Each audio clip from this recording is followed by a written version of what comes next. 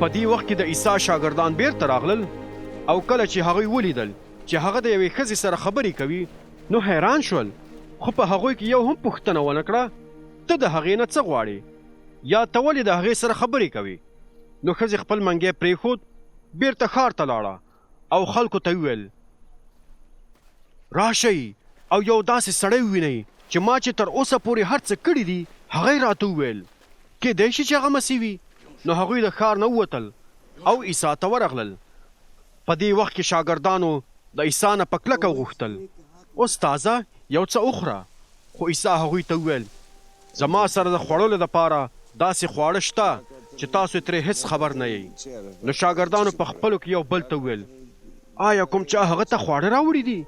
عیسی هغوی ته وویل کله چې زه د هغه چا رضا پوره کړم او د هغه کارونه سرته ورسوم چې زه یې رالیږلی یم نو دا به زما دپاره داسې وي لکه چې ډوډۍ مې خوړلې وي. آیا خلک دا نه وایي تر اوسه لا د لو وخته 4 میاشتې پاتې دي؟ سترګې خلاصې کړئ او وګورئ چې فصل وختي پوخ شوی دی او لو کولو ته تیار دی. لوګري خپله مزدوري اخلي او د تلپاتې ژوندون دپاره حاصل راټولوي تر څو کرونکي او لوګري په ګډه سره خوشحالي وکړي.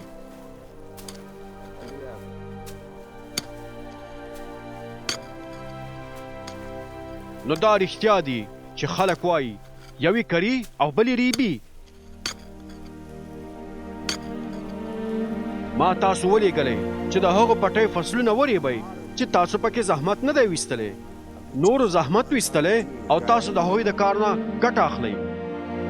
په هغه ښار کې ډېرو سامریانو د هغې ښځې د شاهدۍ له امله چې ویلي وو ما چې کله هم څه کړي وو هغه ټول یې راته وویل، نو هغوی په عیسی باندې ایمان راوړ. کله چې سامریان هغه ته راغلل او زارۍ ورته وکړلې چې د هغوی سره پاتې شي او عیسی 2 ورځې هلته پاتې شو.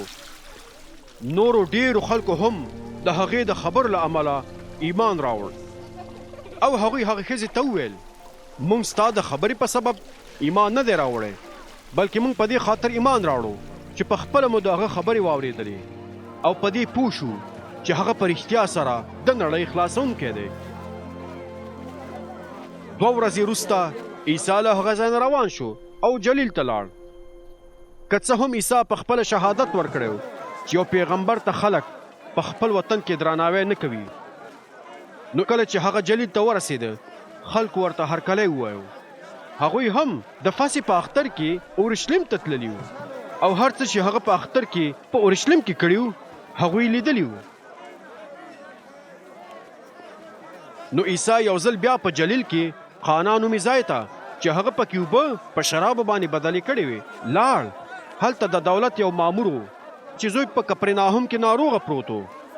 کله چې هغه سړی خبر شو چې عیسی د یهودیې نه جلیل ته راغلی دی نو ورته ورغی او زاري ورته وکړه چې کپرناهم ته لاړ شي او زوی ته یې چې د مرګ په حال کې دی شفا ورکړي. عیسی هغه ته وویل تر څو پورې تاسو نښې او حیرانونکي کارونه ونه وینئ نو هېڅکله به ایمان را نه وړئ. هغه مامور ورته وویل ښاغلیه مخکې له دې چې زما زوی مړ شي را سره لاړ شه. عیسی وویل بیرته کور ته لاړ شه، زوی به دې ژوندی پاتې شي. هغه سړي د عیسی په خبرو باندې باور وکړ او کور ته لاړ.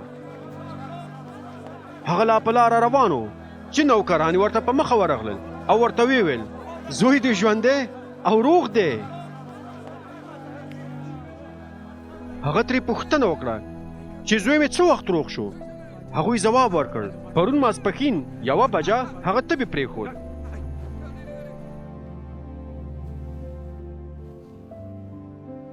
پلار یې پوه شو چې دا هماغه وخت و چې عیسی ورته ویلي و زوی به دې ژوندی پاتې شي.